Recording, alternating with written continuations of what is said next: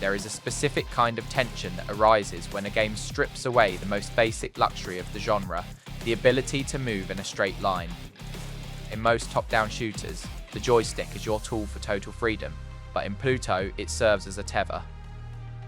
Pluto is a stylized, top-down, orbit-based shooter that blends elements of roguelike progression with intense arcade-style bullet management.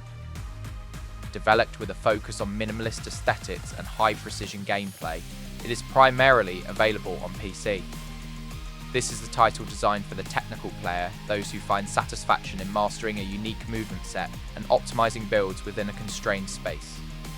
It's for the audience that values mechanical identity over narrative fluff, demanding a high level of tactile feedback from every button press. The mechanical identity of Pluto is centered entirely on the concept of rotation.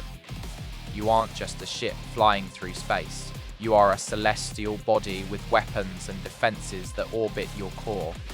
This orbital combat system fundamentally changes the pacing of an encounter. Instead of simply pointing and shooting, you must constantly manage the centripetal force of your projectiles.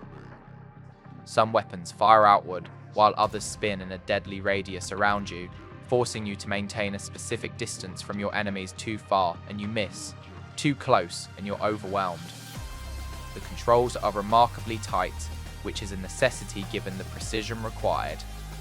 There is a genuine sense of weight and mechanical tactility to the way your orbit shifts. As you gain speed, your weapons fly further. As you slow down, they pull in for a tighter defense. This creates a rhythmic push and pull during combat that feels unlike anything else in the genre. Progression is handled through a series of modular upgrades that allow for significant build variety. You can lean into a wall of lead build, focusing on a dense inner circle of rotating saws and short-range blasts, or a sniper orbit that emphasizes high-velocity shots from a distance. Visually, Pluto embraces a high-contrast, neon minimalist aesthetic. The world is defined by clean silhouettes and vibrant particle effects that pop against the deep black of the void. This isn't just a stylistic choice, it's a functional one. In a game where the screen is constantly filled with dozens of rotating objects and incoming projectiles, visual clarity is paramount. The art direction ensures that you can always read the battlefield at a glance. The animations are smooth, and the performance stability is flawless, maintaining a locked frame rate even when the screen becomes a literal kaleidoscope of neon destruction. The sound design acts as a vital sensory anchor. Every hit, every rotation shift, and every upgrade pickup is accompanied by a crisp electronic audio cue that reinforces the game's industrial, celestial theme. The soundtrack is a standout, featuring driving, rhythmic synth tracks that perfectly match the circular momentum of the gameplay. The music doesn't just play in the background, it feels like it's setting the tempo for your movement, enhancing the hypnotic flow of the longer runs. The narrative is handled with extreme minimalism. There are no long-winded cutscenes or heavy dialogue trees here. Instead, the story is told through environmental cues and the naming of your upgrades, hinting at a larger, cosmic struggle. It provides just enough context to justify your isolation without ever interrupting the mechanical flow. For a game focused on technical analysis and high-retention gameplay, this less is more approach to storytelling is exactly what it needs to stay focused. The greatest strength of Pluto is its uncompromising commitment to its central mechanic. It takes the orbit gimmick and explores every possible strategic implication, resulting in a combat loop that feels fresh and deeply rewarding to master. The build variety is another highlight. The way different weapons interact with your rotation speed allows for a level of technical depth that keeps the just one more run loop alive. On the critical side, the learning curve is steep. The movement is counterintuitive for anyone used to traditional twin-stick shooters, and the first hour can be a lesson in frustration as you struggle to find your range.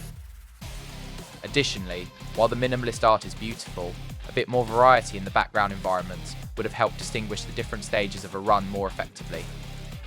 When it comes to value, Pluto is a lean, highly polished package. It doesn't bloat itself with unnecessary features, focusing instead on perfecting a specific loop.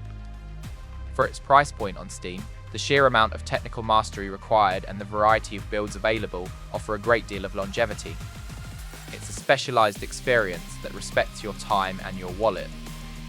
Pluto is a brilliant example of how a single, well-executed mechanical shift can redefine an entire genre.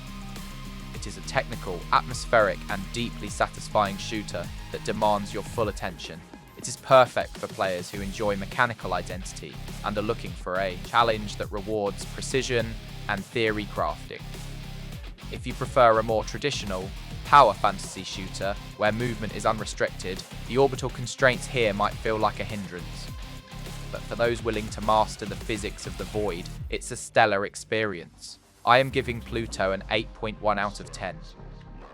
It is a fair, earned, and balanced rating that reflects its innovative spirit and technical excellence, while acknowledging the initial barrier to entry that its unique movement creates. If you enjoyed this breakdown, make sure to like the video and subscribe to the channel for more technical gaming analysis.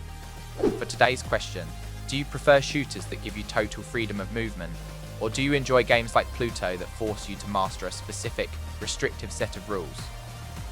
Let me know in the comments below. Thanks for watching.